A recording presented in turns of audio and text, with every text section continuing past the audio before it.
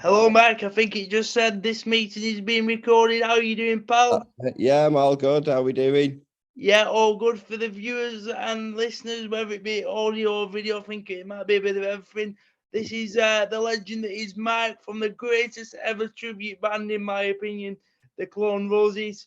For anyone on today or don't perhaps know my musical interests, I absolutely love the Stone Roses, the band themselves. They've been a massive part of my life and upbringing, and everything around the band and stuff I just absolutely love. So the next best thing and the second best Stone Roses, as Manny likes to call yourselves, is always a great pleasure to have you on, pal. I remember I was just saying to you off camera, weren't I? The first time I saw you was in about 2015 in King George's Hall in Blackburn. I was about 14, 15, my first ever gig, and I was saying we had to keep our team secret because I told you I'm a Burnley fan and people coming up to you asking who you support. But yeah, great to have you on, mate. No problem, no problem. Yeah, it gets a bit heated, doesn't it, in King George's Hall, I think, with the football chanting. 100%, pal. But Sometimes think we're at Heaton Park, but rather than no, King George's Hall. that's what it's Yeah, about. it's a I great think gig.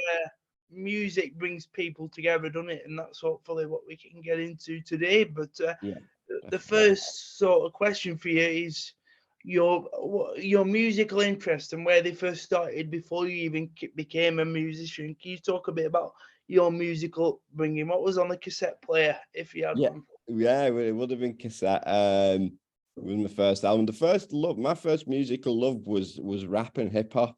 I always remember it being about, oh gosh, I was at junior school, and I remember my brother was talking about 86, 87, and there was a British rapper, a guy from London called he's sadly dead now, but his name was Derek B, and he had this single out called Bad Young Brother, and I was just watching Top of the Pops with my parents, like every kid did. You only had 4 channels, so you had to watch something, and this guy came on, and I mean, I'd never heard anything like that in my life. And I remember just like my mind's going like, this is amazing. What's this? And I Yeah. remember the next day in the playground rushing to my best mate, and he'd had exactly the same experience. So we kind of both started this musical journey together.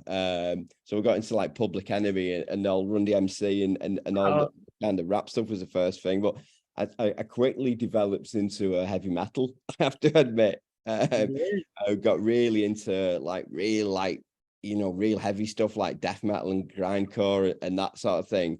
I used to collect records. Still do collect records. Actually, I know they're more in vogue again now. But once I got a little bit older into high school, into my teens, and then I started kind of chilling out and hearing. See, my brother was a couple of years older than me, and he was big into the Roses and indie, and his mates were into that scene and started seeping through the bedroom walls into my bedroom wall, and then I'd be like borrowing his cassettes and records, and so because of that, I've got a really kind of eclectic musical taste. Really, I'm kind of open to most things, I mean, I love the indie stuff as well, but like I said, I'll still dust off some like Swedish death metal when I fancy it.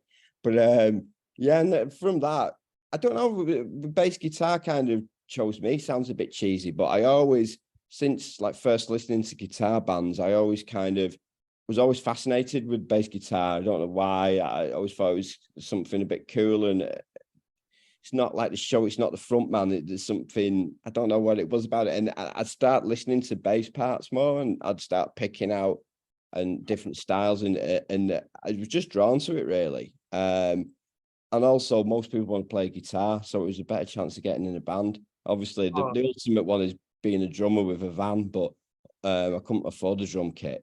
So started playing bass. That's kind of how that all started really before I joined. I mean, I'd been in original bands, but they never got anywhere.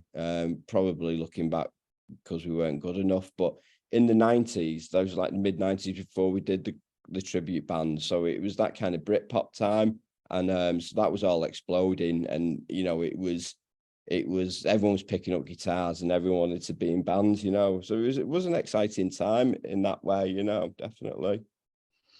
Would you say like you had an eye for music before you had an eye for things like fashion, because things like people often find music through other means accidentally, whereas from what you were describing there, you always seem to have a eye for a tune, and trying to listen to the bass and the different riffs and sounds that you could create.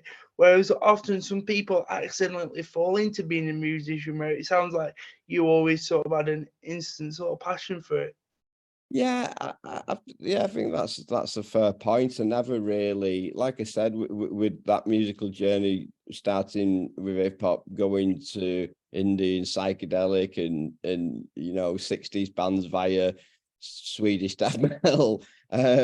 Yeah, I guess so. I mean, Mum always used to say if they taught at school in song, I'd have been like top of my class, because I'd always be like, even as a kid singing along, and I'd remember. I was always drawn to it. I always remember watching the Smiths in the like mid-80s, and I think it was like Girlfriend in a Coma again on Top of the Yeah. Pops. And I would have only been like a little kid, and I always remember this. I remember turning around to Mum going, I like this. My mum going, you can't like this. This is for teenagers. So it's just like little memories like that. So yeah, I guess so. Me nan was she was a self-taught musician. She had an organ, and kind of like, she came from a working class family, and never had anything, and she kind of like taught herself, and had like one of these Bontempi kind of organs in her house, and harmonicas and all that. So maybe I was kind of absorbing a bit of that as well. But yeah, because I've always liked different kinds of music. I think fashion wise, it's always spun my fashion out quite Yeah. differently. Get into that. Like some days I'll be like, I'll kind of free stripes and Adidas, and then other days I'll be like double denim. So depending on how I feel that day, there's too much out there, but I think sometimes people pigeonhole themselves a bit too easily, perhaps. 100%. That's always a great thing about music and fashion and culture and whatever else. And that's why I like speaking to people from these sort of genres, because it's ever changing. You've just said 1 minute there you was into rap and then heavy metal and then sort of into your indie stuff. And that's, I wanted to talk to you a bit about, you touched on it briefly before you got into the Clone Roses and the bands that you're in, and why perhaps you went down this niche sort of genre of tribute band. And when you sort of saw it, kick off, in a good way, like, what made you all decide to become a tribute band sort of thing?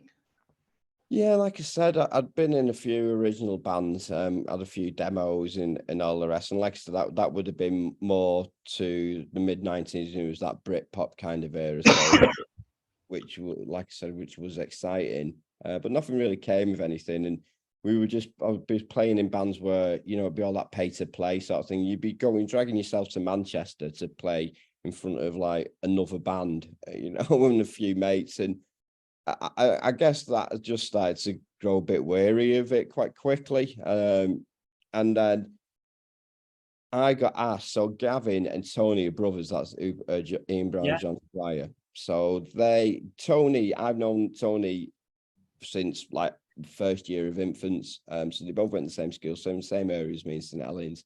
And Tony's always been a great guitar player. He's always a good football. Tony was just good at everything. He was one of those annoying kids, you know what I mean? He was like best football, best guitar player. So we'd done little bands, me and him actually, when we were like 12. I think our first band was like some hard rock covers band thing that we tried when we were 12. And so at the time it was about 98. And how old would I have been in 98? About 21 or something. And they came up with the idea. I think Gavin had been at uni and been singing along to Stone Roses stuff in the shower. I think one of his mates went, "No way, you sound really like Ian Brown." He was like, "Oh, do you think so?" So he told Tony, "Oh, my mate thinks I sound like Ian Brown." So he goes, "All right, go and sing." And then Tony, being Tony, because he's dead geeky like this, just went out and learned all the Stone Roses songs, and they started it up. And then I think at the time the tribute scene was in its infancy, really. I mean, you had Yeah. a couple of big bands, like there was the Australian Doors, I think it's still around, or the Australian Pink Floyd, if I'm wrong, but it was something like that. But the bootleg Beatles had started, but other than that, really, it was all kind of in its infancy. So they decided, let's have a go at it. And basically I was the bass player in the local pub.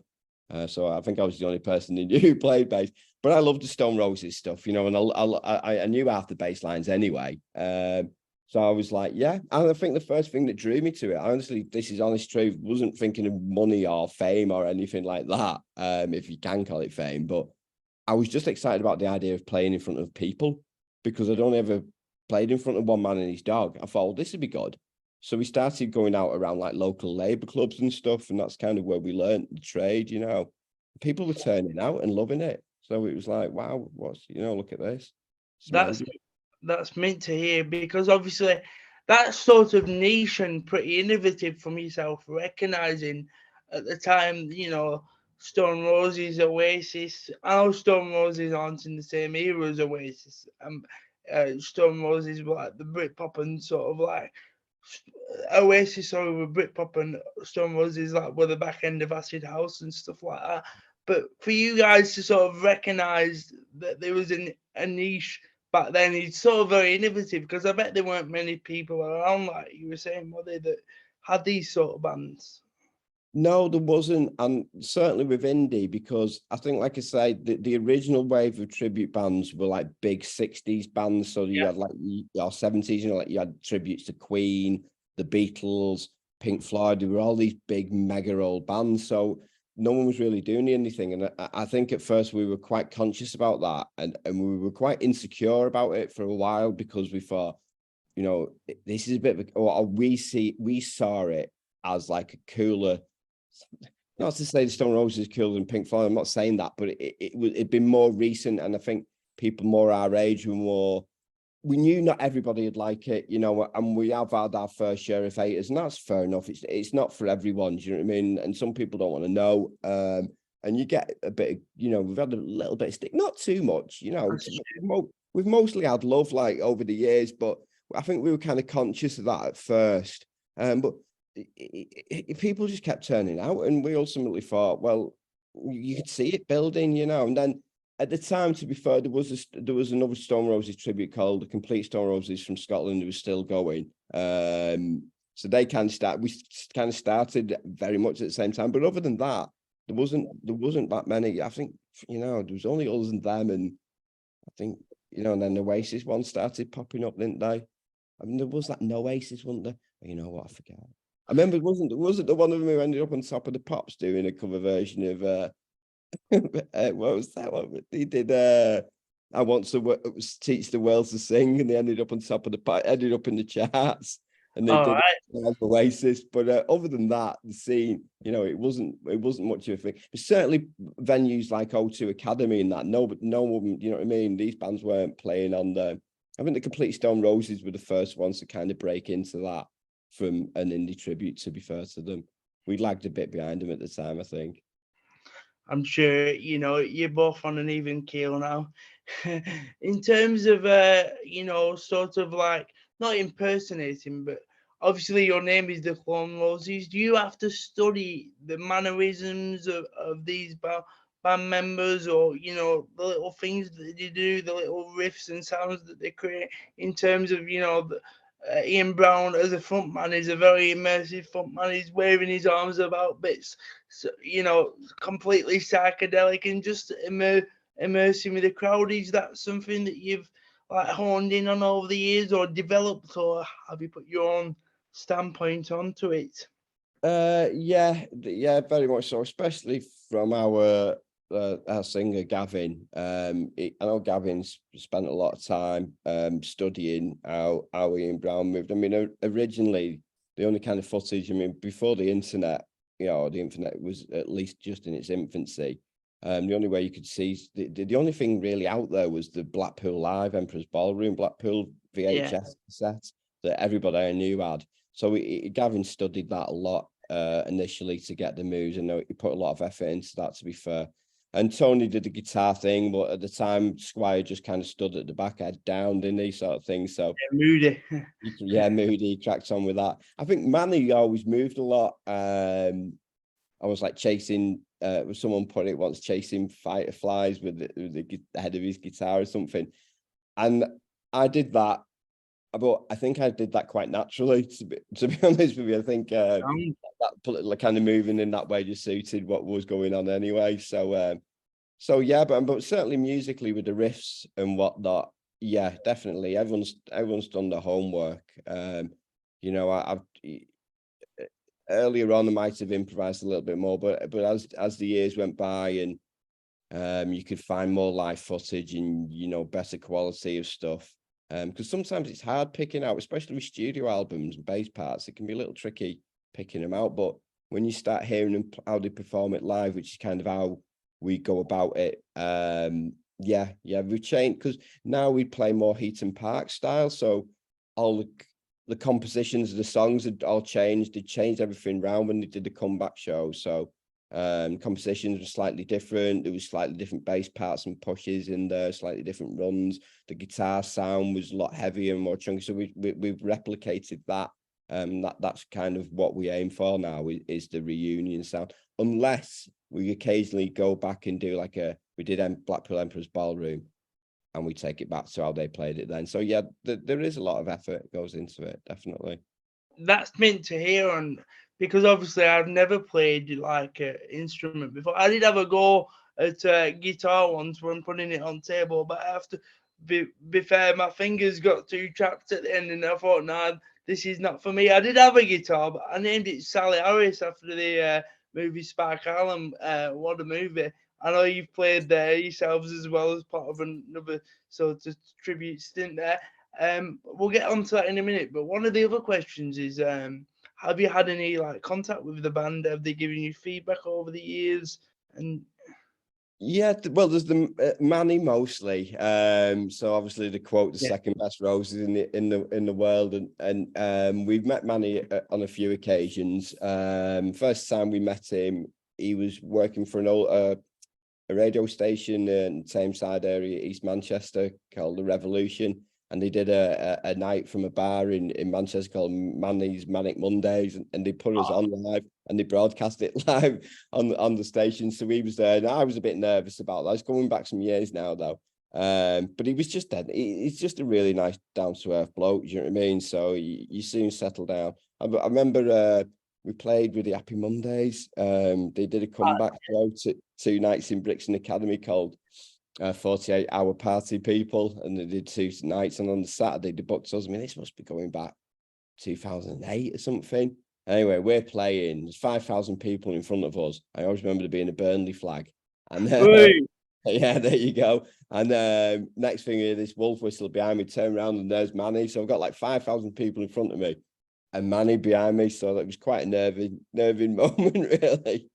But he's sound. He's dead down to earth. But the rest of them, our guitar player actually, funnily enough, bumped into John Squire in Pizza Express in Knutsford. So, but that was a brief hello, and I think our guitar player freaked him out a little bit. Like, so, bit of a weird moment. But other than that, we've never met Ian, and we've never had the pleasure of meeting Rennie either, unfortunately. I'm sure it will one day happen, and that's another sort of area we could go down.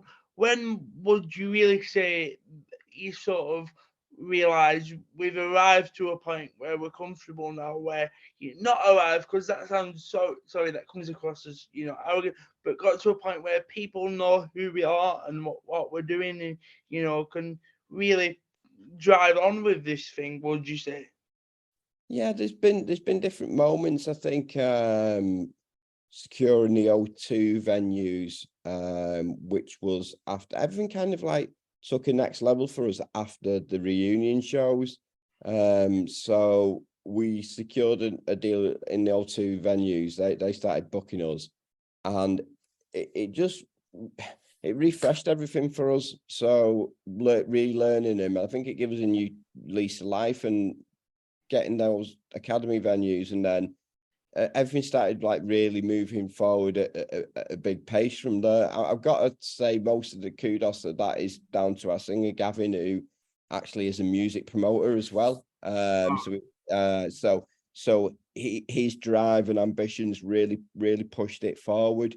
But yeah, no, it was great after the reunion shows, because we were starting to get, I mean, what's that, 2012? I'm 45. So in 2012, I was what, like 35 or whatever. And we were impersonating lads who were like 10 years younger than us.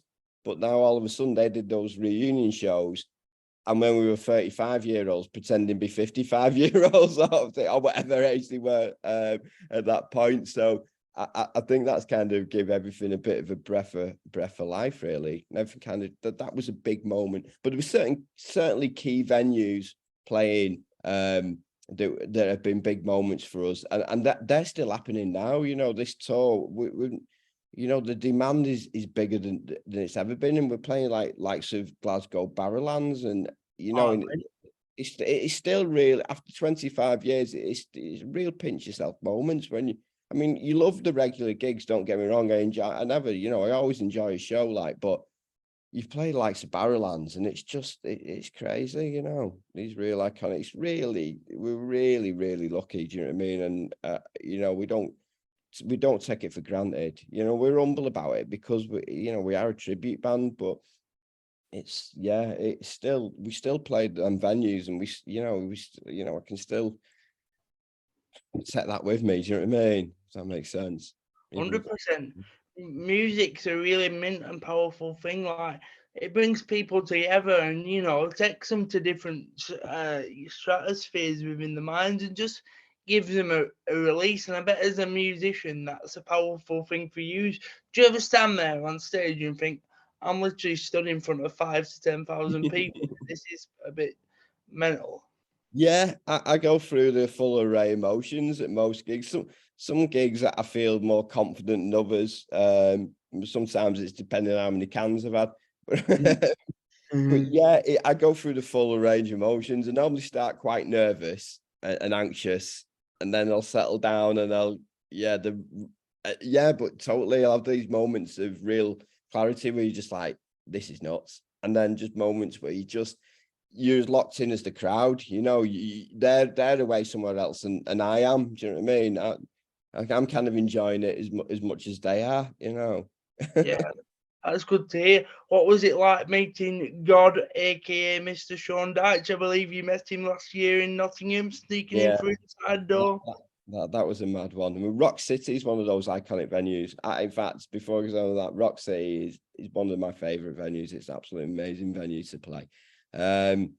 But yeah, so we're sat backstage, and Gavin goes off. He's going off to the box office, see if the guest list, just checking everything's all right, because he can't switch off. Gavin, what I mean, we're all sat there having a beer, and Gavin can't switch off. He's always working. Can't switch off. So he goes down to the box office to see what's going on. And so while he's at box, we don't obviously know what's going on. While he's at box office, he sees Sean Dyche coming in, and he's like, "No, then Sean, what are you doing?" He goes, "I'm coming watching this gig." And he goes, "Well, I'm Ian Brown. I'm clone Ian. Do you fancy coming?" So he goes like, "All right, no way." So we didn't know he was coming. He was on the guest list through Simon Moran, who owns SGM Concerts, who he's mates with. So we had no idea he was coming. So he goes, anyways, and he's with Steve Reed as well. He used to play for your favorite club, Blackburn Rovers. So them two are coming, and the next, so we don't know this guy. I'm still sat backstage at this point, and the next thing in, Gav walks in, opens the door, looks in, and goes, look who I brought. Look who's with me like this. And the next thing in, Sean Dyche and Steve Reed walks in, and it's just like a surreal moment. We're just like, what the, it was like one of those, is this like a tribute to Sean Dyche as to what's going on here? Like, I think it was. So yeah, maybe it was. He was a good looking lad. So anyway, next thing is they come backstage. We have some beers with them. That we're having a laugh. He watches from the whole side of the stage, and there was nothing like, it was brilliant. It really gave me a buzz. Like, it was almost like I felt like a footballer. I've got to perform here. What I mean? The manager's there. It's like watching us. But they loved it. And then after the gig, they hung around with us, and we had a drink and had a laugh. And yeah, we talked a lot about music, talked a lot about football. But yeah, he's just a real down-to-earth guy. What you see is what you get with him, Good chap. I think you provided him with good medicine, because it was a bad week for Burnley FC. That had just been sacked the day before, unfortunately, and the And town was in mourning. And I think everyone was buzzing to see that he was still alive and well, and rocking away. He goes to a lot of gigs, to be fair. Fair he play to him. does. Do you have Yeah, a he's a lot of big music notable high-profile supporters? Sorry. fan. I don't know. I think Sean Dyche probably probably gets the crown on that. I mean, I bet Gavin will be able to correct me. Like, I know Ollie Mur's mum likes coming watching us, apparently. So I know she comes watching us quite regularly. I'm not sure about Ollie. Who else is there? Oh, to be more, I mean, we have a lot of like locals. We're from St Helens. We have a lot of the Saints rugby lads who come watching us. I know that means nothing up where you're from, like. But it means something round our way. But but we always hear like, oh, such and such a footballer was at a gig, or you know what I mean. You can a lot of the time you hear you find out after the fact, Yeah. Yeah. So, but Sean's great. He came watching us again. At our last Rock City gig, he came back, but with his lad who plays for Northampton. So they've just got promoted, and they had a good day the other day, didn't it? Because Northampton went up and Everton won 5-1. So yeah, there you go. it's so good to see that you can provide everyone with a release, really, not just people who might be working in these sort of environments.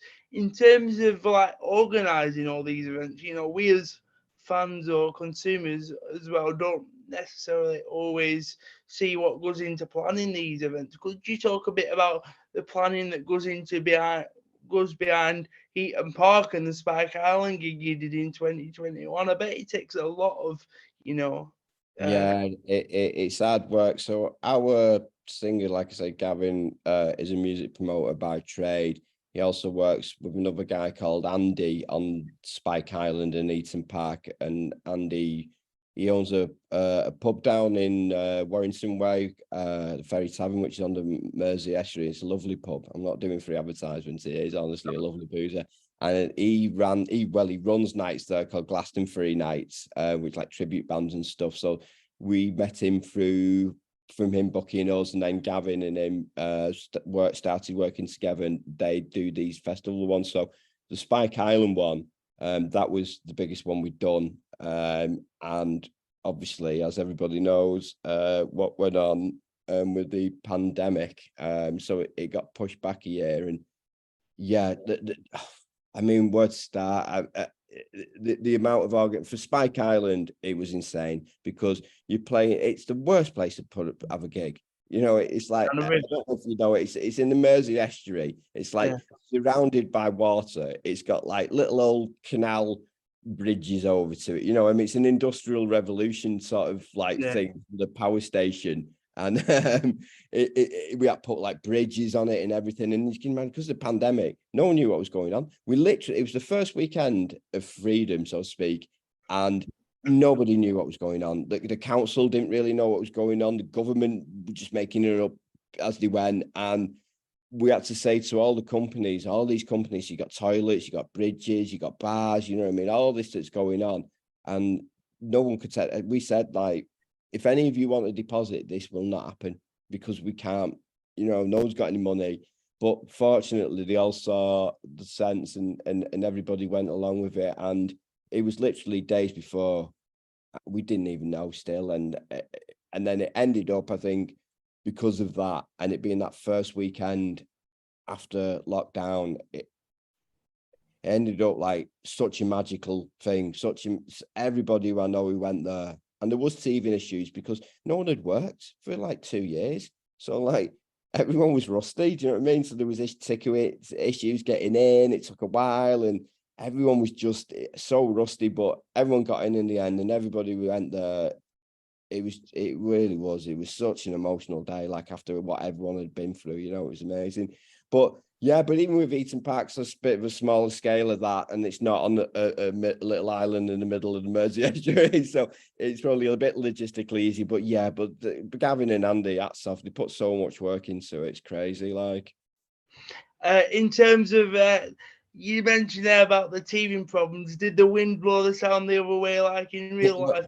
Unfortunately, PA technology's come on a long way since the original Spike Island. So we had a system that could cope even with the Mersey estuary. Fortunately, yeah. That's class. In terms of this weekend, obviously it's going to be a massive event. Could you talk a bit about the event itself and what you're expecting?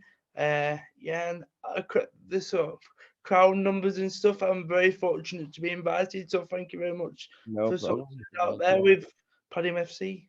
Yes, yes, mighty Paddy. About 6,000, I think, I believe. Spike Island's 15, so it is a smaller event in that sense, but still 6,000 people in the park, which is brilliant. Yeah, so we've been kind of ticking them off the list as we've gone, you know. So we did Blackpool Emperor's Ballroom and Spike Island, so it naturally felt time to. It'd been 10 years since Heaton Park, so it felt the right time to organise something in Heaton Park. Yes, it should be good. Like Ian Brown said, just reversing back a bit actually in regards to Spike Island. You know, when Gav came out, did he do the original sort of like speech what Ian Brown said when he goes on the footage? Time is now, do it now. I remember if you watch the footage on YouTube, it's still available. I bet that would cool to be a part.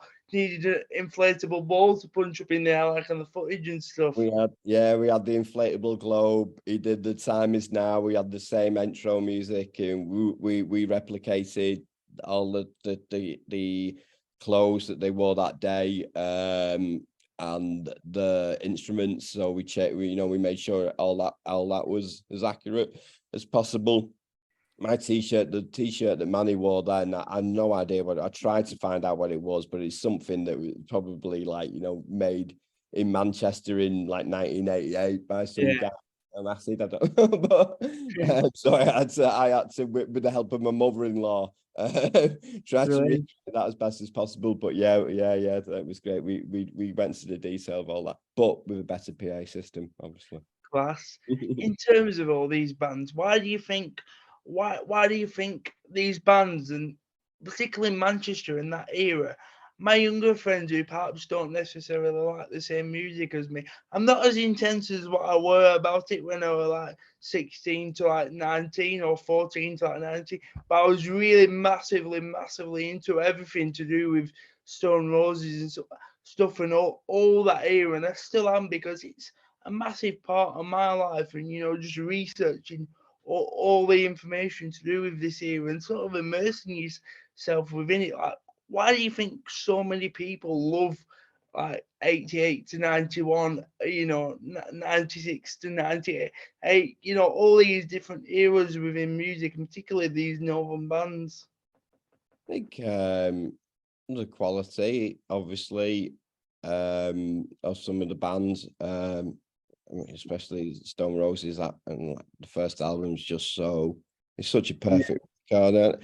I think with the Stone Roses, and like a lot of other scenes, there's times in there like something just special happens, and everything just falls in line, and it's hard to kind of put into words, Stone Roses was certainly one of those bands that the production from everything with the John Leckie production, that first album, and the songs, and how it came at the time when, like you've touched on it before, like with the acid house movement, the dance thing, and the dance influence into it.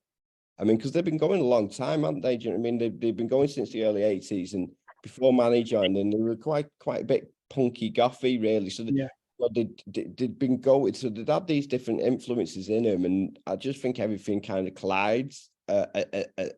It's just something magic, and there's other moments in music history. I mean, there's just certain bands, isn't there, and certain fashions where, I mean, we did it when I was young, because I was like, say, like 18, say Britpop was going on when I was at that sort of key age. But me and all my mates were like, loved the Doors and loved Beatles, you know what I mean, and obsessed about them, and bought all their records, and so people are into the music. I think there's a thing, and you might get into bands what are current, but you soon start finding out who influenced them and what Yeah. came before. And like you said, you can get quite, I think some scenes just I think fashion rotates as well, doesn't it? You know, Yeah.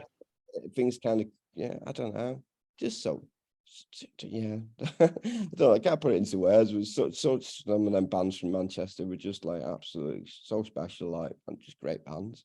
I believe it's going to be a special weekend this weekend at Heaton Park, and I'm definitely going to be crowd surfing, all the way on people's heads, everything, mate. It's going to go off, so hopefully, it'll be a great event for all involved.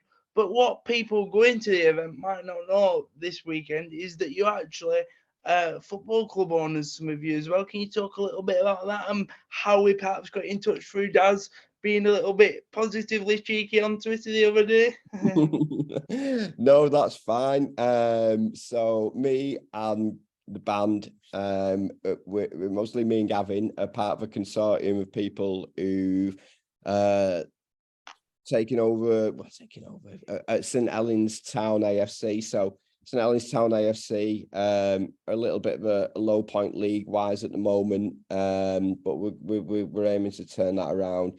But it's the oldest football club in St Helens. I know it's a big rugby town, that's all people think about, but the club originally formed in 1901, and then in the 20s during war times, and that folded, and then it was started again after World War II in 1946, when we famously had Mr. Bert Trautmann, a big German goalkeeper who went on to play for City, famously playing with a broken neck and winning the FA Cup.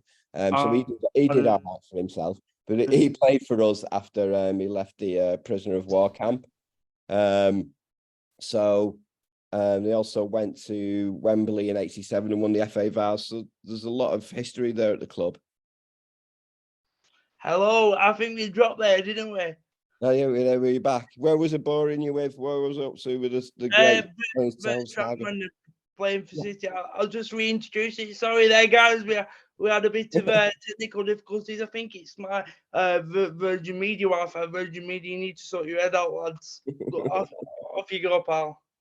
Yeah, so the club reformed in 1946, and famously we had Bert Trautmann, who'd been a prisoner of war in Ashton-in-Makerfield, which is a neighbouring town, and he got signed up by St Helens Town. They spotted him. He played for us for a season, and then famously signed for Manchester City, where he famously went on to win the FA Cup with a broken neck. So he did all right out of it. But there's a lot of history in the club. Bill Falks, Busby Babes, other players who went on. They went to Wembley in '87 and won the FA Vase.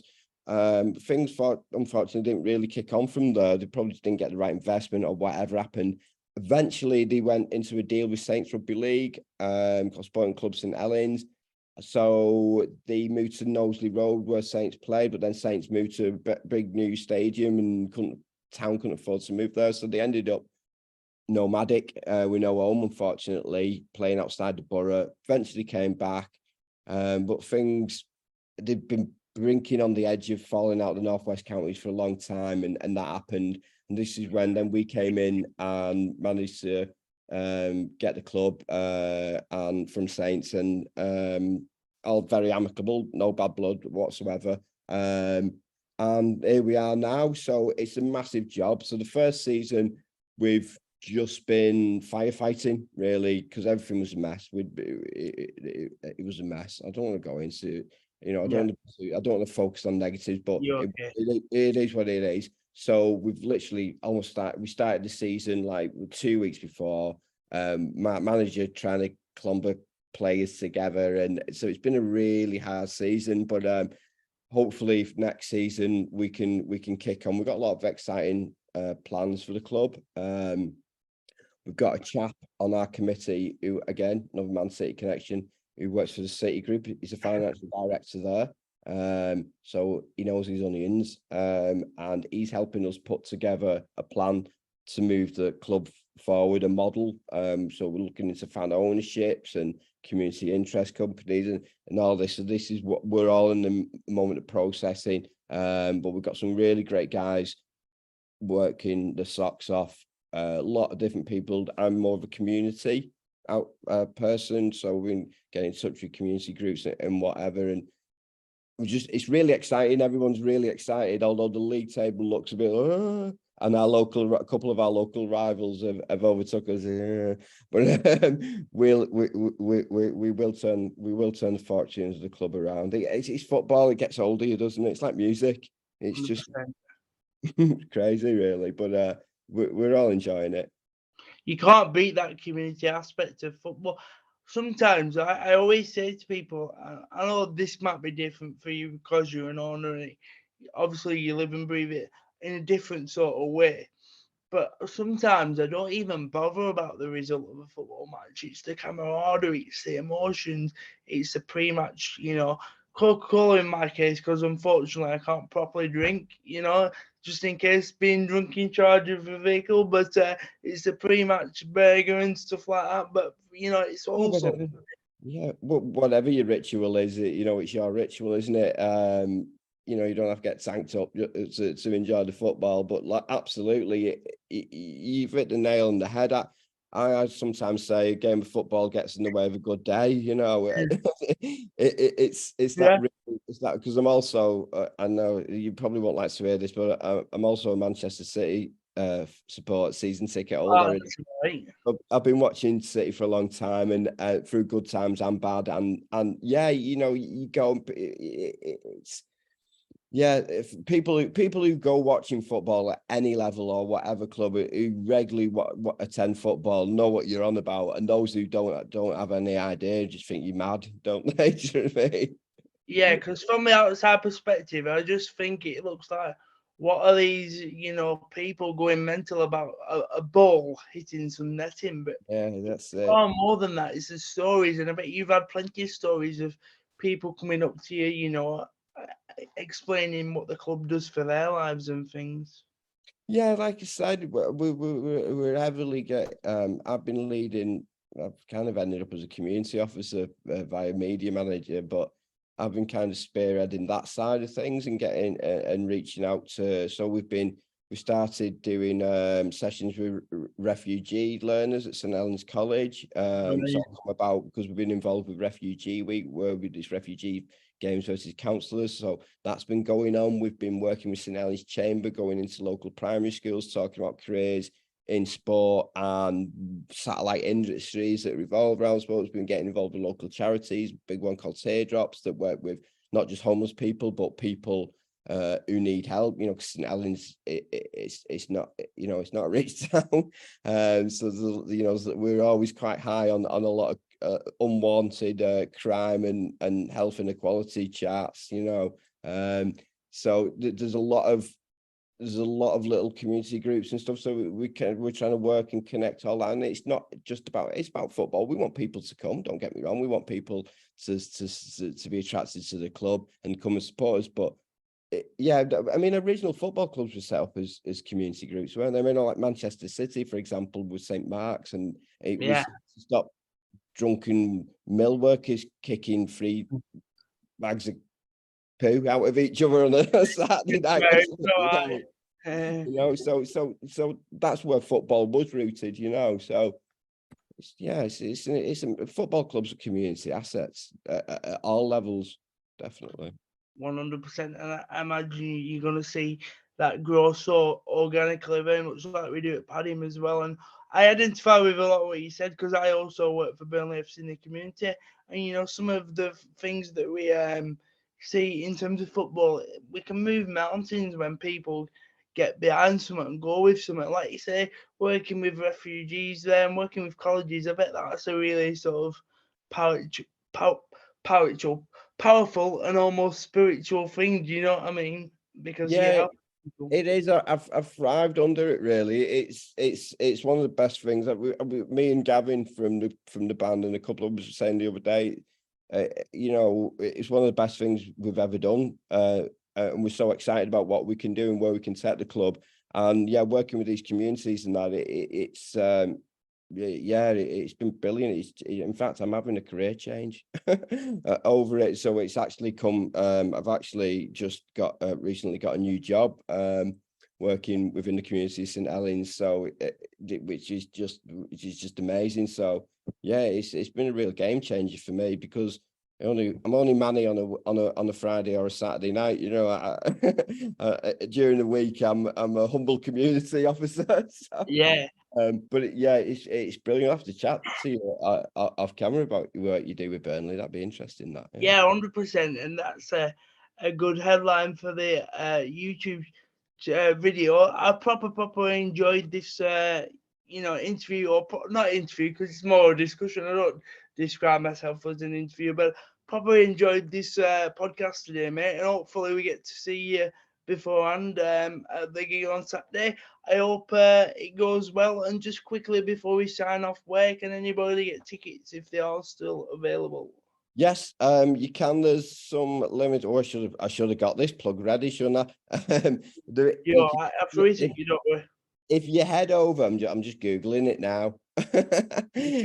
Where's my Zoom link gone? Right, so yeah, there are limited tickets left, so you can still buy them, and the weather's going to be great, so I recommend you do. And there is a Heaton Park The Resurrection website, so if you Google Heaton Park The Resurrection, that will take you to the resurrection.co.uk, where you can go and grab yourself the last remaining tickets and come and enjoy the first bit of nice proper sunshine. It's looking really good for Saturday. Love that, because as I mentioned to you, with my new off-road wheelchair now, this will be my first experience of being in a festival in my off-road, so I'll be right at front, you know. Brilliant. We're all, you know, but dancing. I lost my train of thought then, but yeah, what do you you're already there. Maracas, whatever else we'll bring you along, and yeah, it should be a good one, pal.